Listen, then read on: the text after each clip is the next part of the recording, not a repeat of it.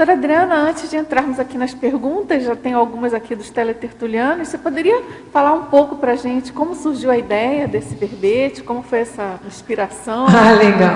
Peraí, está meio alto.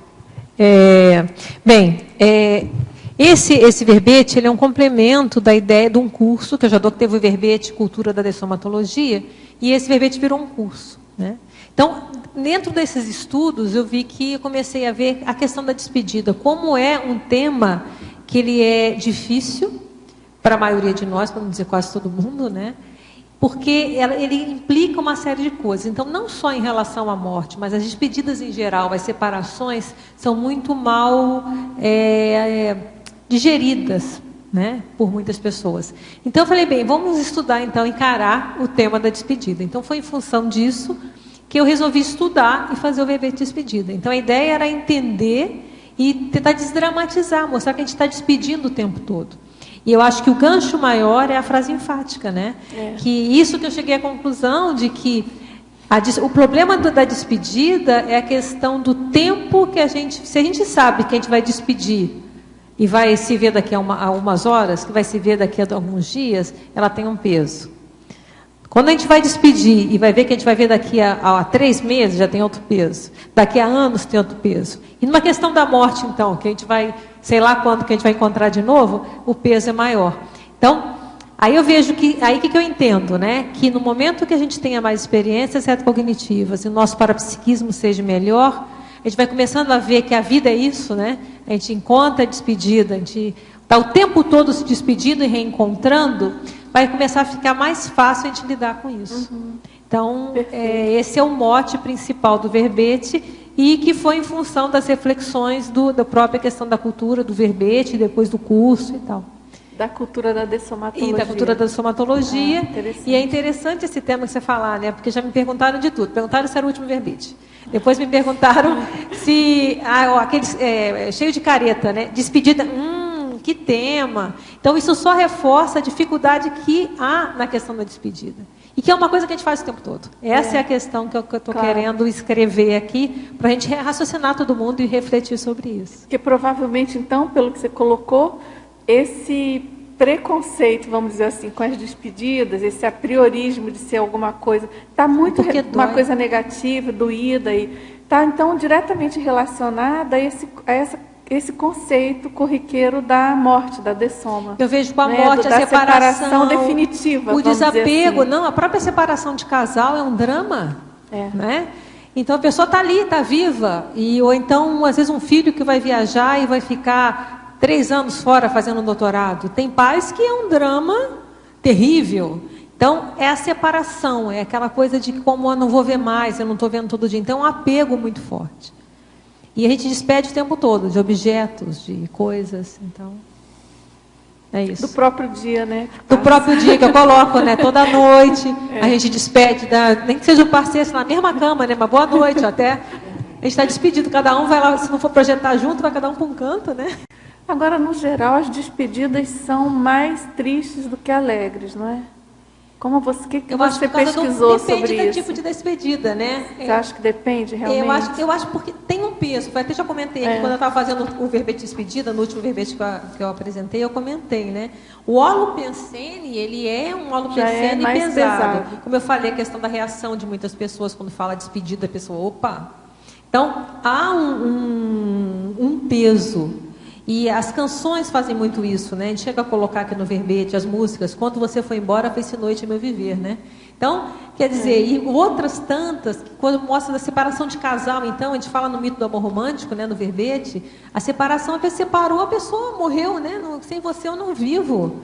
E fica aquele drama, aquela situação que só um sofrimento atroz, a pessoa vive o resto da vida, a minha vida acabou, né? Eu não sei se você já viu aquele programa na GNT das despedidas. Eu não lembro o nome. Encontros e desencontros. Mas é totalmente assim. Lágrimas e dramas, assim, é quase um dramalhão, é quase uma... exatamente. É no aeroporto, né? Exatamente. Exatamente isso. É uma valorização daquela do aeroporto, vai saída, né? Então eu acho que você tem razão, eu acho que a gente poderia dizer, mas é por que eu não estou falando a maioria? Porque eu coloquei como despedida tudo, até aquela despedida usual. Por exemplo, agora eu estava buscando despedida dos colegas que vão conversando, tchau, eu vou defender meu verbete. É uma despedida. A gente cortou aquele início, ó. Houve um desfecho da experiência partilhada. A gente estava lá conversando, certo? Uma conversa bem agradável. Uma descontinuidade da inter-relação. A gente, ó, está cada um para um canto agora. Encerramento do diálogo, acabou o papo, né? Desaparecimento do contato visual e auditivo. Foi cada um para um lado. O corte da conexão direta. E o espaço vago deixado por quem partiu. Eu levantei, eles ficaram lá, minha cadeira ficou vazia. Então, isso tem essas despedidas. Se a gente colocar, eu estou colocando no mesmo saco, por assim dizer, no mesmo nível, essa despedida também, que a gente faz todo dia quando chega no trabalho, você despede do marido, né, vai trabalhar, tchau, sair para casa, vai lá, chegou no trabalho, despede do trabalho, tchau, voltou para casa. Então, a gente está fazendo despedida o tempo todo. E essas despedidas são tranquilas, ninguém chora o tempo todo quando a gente vai despedir, né? Então, essas maneiras de ver, eu acho que, vendo a despedida, essas pequenininhas como despedida, eu não diria que a maioria é negativa por isso, porque a gente às vezes não se dá conta que está despedindo nessas pequenininhas. Aí até dá tchau, por isso eu coloquei aqui tchau, até logo, né? Até a vista. E tem coisas que a gente termina mesmo, aquela relação terminou ali, tchau, fui. Às vezes uma relação, às vezes você teve que fazer algum trabalho com a pessoa por uma semana, né? Ah, tchau, tá, foi bom trabalhar com você, né? Legal. Ou dar um curso nesse final de semana, né? Às vezes 2 professores. Ah, legal, tchau, vamos trabalhar, vamos embora. Então, a despedida é o tempo todo, isso que eu estou querendo afirmar aqui. Uhum. Só que, para a gente ver que, como a gente despede o tempo todo, o problema não é a despedida, o problema é a nossa ideia de que a gente não vai ver nunca mais, ou essa dificuldade com a distância. Eu acho que isso que pega. É o prognóstico, né? Quer perguntar? Eu acho que legal. você conseguiu desdramatizar Que a bom, despedida, né? Engraçado, o verbete de ontem, a acurácia, né? Consciencial, ele também indica para a gente ver as pequenas coisas, né? A acurácia no dia a dia, detalhes, nas pequenas coisas. E você também está trazendo essa ideia, né? Então, a despedida nas pequenas coisas que nós fazemos automaticamente, né?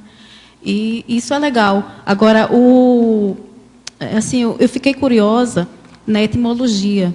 Na verdade, a palavra despedida vem do latim reclamar, reivindicar. Aí eu que veja como ele mudou, o sentido da palavra, né? Mudou. Então, eu estava refletindo aqui, será que o holopensene pesado, que nós não queremos, o apego, exatamente a nossa reclamação, a nossa reivindicação que está sendo contrariada, porque a gente não considera, por exemplo, tchau para o amigo, porque a gente sabe que amanhã vai ver, né? É uma coisa nossa, nós estamos querendo nos despedir, nós não, nesse momento não estamos reclamando nem reivindicando. A gente reclama quando a gente não quer que a pessoa vá embora, ou que saia da nossa vida, ou que mas o filho veja, saia de casa. Já uma separação, normalmente há uma cisão ali, há conflito de interesses, né? Então, aí volta a ideia original, que estamos reclamando, reivindicando. Vamos pensar. Não é? Então, o que é que você pensa? Porque, assim, distanciou tanto da origem da palavra que eu fiquei assustada. A gente ia ter que perguntar para a equipe de etimologia para fazer um estudo mais apurado, mas é isso mesmo. Interessante. Então, é um modo da gente pensar mesmo, né? Porque a pessoa que ela está sofrendo com a despedida é porque ela não está querendo aquilo que falou. Ela quer que tudo continue para sempre. Às vezes tem gente que não despede nem de objeto. Tem até patologia, né? Aquela pessoa... Eu vi um dia na televisão, a casa era um amontoado. Acumuladores, né? É um amontoado que até não joga nem o papelzinho da comida que comeu, não joga fora. Quer dizer, isso aí foi da patologia extrema, né? Mas até que ponto muitas pessoas não abrem mão nem de objeto, né? Não dá... Não, você não usa aquela roupa há 10 anos, mas não dou. Então, isso é o quê? A pessoa não está querendo despedir daquilo, não está querendo, passou, já foi, aquilo já, né? Passou. Então, isso, né? As pessoas apegam a carro, apegam a casa. Então, Adriana, para fazer um trocadilho, porque tem 10 pedidas no nome. É verdade, é verdade. Então, é verdade. Então, não deixa de ser uma queixa. É verdade. Está pedindo, talvez seja por isso aqui, ó. Vem de pedir, provavelmente, será? É de expedir, ó. Reivindicar é pedir, né? Adriana. Sim. Por favor, aqui na página 13, na efeitologia, no final da segunda linha. Os efeitos da irreflexão na perpetuação da autoconvicção irracional sobre as despedidas. Você pode desenvolver, por favor? Sim, é porque se a gente não pensa sobre isso, a gente continua com essa autoconvicção irracional quanto à despedida. Como eu coloquei no início, a reação, às vezes, com o termo despedida é muito negativo. É como se as pessoas não querem ouvir falar de despedida. Isso dá um incômodo, isso incomoda. Então, porque ninguém parou para pensar. E o que o meu trabalho que eu tentei fazer? Parar para pensar na despedida. Para ver o que acontecia comigo, qual era o sentimento que vinha, e fazendo uma pesquisa mesmo e tentando escrever o que estava acontecendo, né? Então, essas convicções, por exemplo, a questão da despedida sempre está relacionada com dor e sofrimento. Às vezes, a pessoa pega um luto perpetuado, então a despedida, por exemplo, tem até o verbete maternidade lacrimogênica, né, que fala daquelas mães que perderam o filho e choram a vida inteira por aquela perda. Então, já é uma convicção irracional da despedida, que eu tenho que sofrer, quer dizer, eu não poderia ter tido essa perda, essa despedida foi demais para a minha vida acabou. Então, essas convicções irracionais, que podem estar vindo, às vezes, de várias vidas, ou até dessa vida mesmo, se a gente não para pensar e entender essas situações, a gente vai perpetuando isso, perpetuando esse holopensene, que é um holopensene culturalmente disseminado, da questão da despedida, desse sofrimento, dessa dor, que sempre despedir é uma coisa ruim, é uma coisa que traz muito sofrimento, que é o desapego, né? A dificuldade que nós temos, às vezes, de desapegar de pessoas, objetos, de tudo, né? Tá ok, muito obrigada. Agora, na efeitologia, na página 13, primeira linha, por favor, explanar a ideia do verbete a respeito dos efeitos dos condicionamentos emocionais na dificuldade em dizer adeus. É isso que a gente falou, né? Os condicionamentos emocionais, às vezes a gente é condicionado até socialmente, culturalmente, a ver a despedida com esse peso. É isso que eu estou querendo argumentar aqui.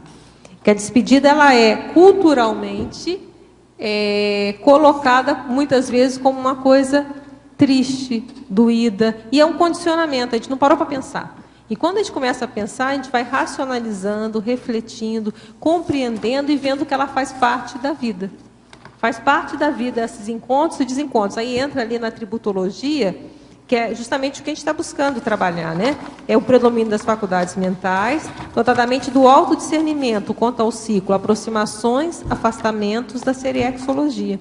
Então, a nossa vida, se a gente começa a ter um pouco mais de retrocognição, que não é o meu caso, eu gostaria até de ter bem mais, mas assim, mas entendendo esse processo, quanto mais a gente ter retrocognição, a gente vai vendo esse processo, que as pessoas a gente vai encontrando e desencontrando. Vamos pensar em relação à morte. Morreu alguém que a gente gosta muito.